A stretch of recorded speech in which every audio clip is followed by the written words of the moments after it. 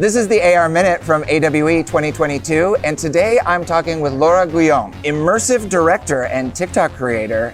I'm about to lose my...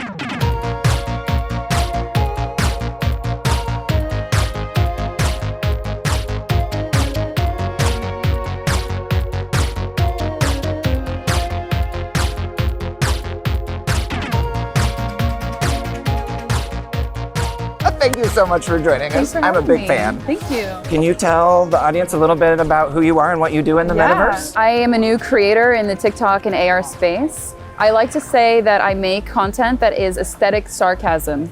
That is the ethos, whatever mechanic that comes in, filters, videos, sound. But I've been doing this for 2 months, if you can believe it.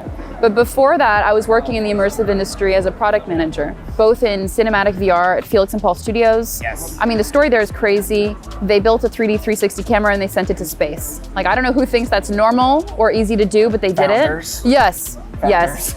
And then after, it was working on mobile AR at Unity. And I was fangirling over this because I used Unity in university. I studied computer science and immersive filmmaking at USC. So that's how I first was exposed to what is immersive, what is VR, AR. And so now I just bring all of these things I've been exposed to together in this new journey on TikTok. I thought this was gonna be a 1-week experiment. I thought, let me try making filters. And here we are 2 months later, 500,000 followers, like 100 filters later. Yeah, it's crazy. There's a slightly self-referential element to your videos. Yeah. You're talking to the audience and telling them how disgusted you are with their requests for you to do more work and to make more videos. Yeah. And then before you can finish that idea, you're delivering on the request. Yes. Is that what it feels like to be a TikTok creator? Yeah, that is such a good question. Everyone has such amazing ideas. It's thousands a day of very oddly specific filter ideas. I've had people say, I want to know what type of poop I am. Obviously, I'm going to make this filter. It's a great idea. I mean, in a way, we're educating a new generation of people on what AR is. They don't realize it, but they're becoming very used to, now like filters as a storytelling medium. Your randomizers are changing how people approach their days. I have to be very careful about the options I include because people take them very seriously. Like, I thought what chocolate are you would be normal. Do people cry about white chocolate? A lot of feelings. Tears. Laura Gouillon making people cry with hilarious TikTok filters. Do you have a vision for where your work in the Metaverse is going in the next 2 to 3 years? And what are any obstacles or challenges we need to overcome on the way? Love this question. I mean, I think there are so many principles of immersive that you might find in other mediums like VR that we are not embracing yet in AR. Things like spatial audio, especially as a cue to get people to actually start engaging with the world around them. I also think we're limited today by our phones. Like, imagine if the glasses I were wearing were AR. I would love that. Fashionable 1 to immersive. And I'm so ready to look at you, Nathan, and have AR just be real, like IRL. Here is one other thing that I was talking to some people about today, is that when I make a filter today and you use it, it's the same for every person. And that's how a medium like, traditional cinema is like.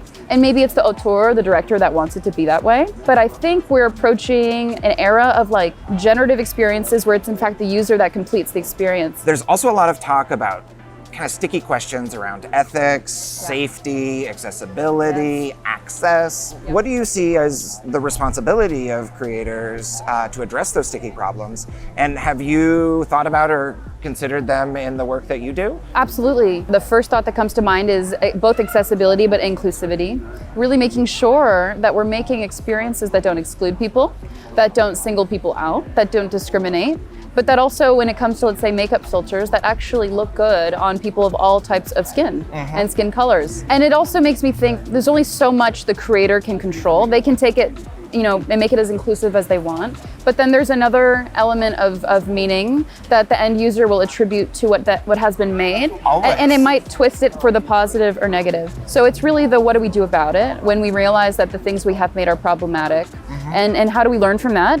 And then just grow from that moment. Does your experience in that like hyper responsive space, does that influence how you see that evolution? Yes, it's true. The feedback is immediate. It's very loud. I am very fortunate. I do not have a lot of hate comments.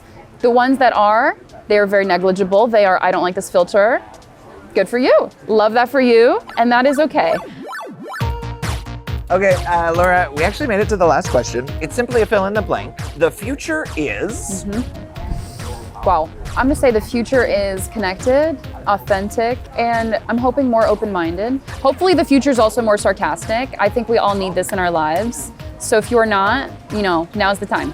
Laura Gouillon, thank you so much for joining us. Thank you for having me. TikTok creator and VR director extraordinaire, setting the sarcastic tone for the future of the metaverse. It's such a pleasure to talk with you. Thank you so much. You too.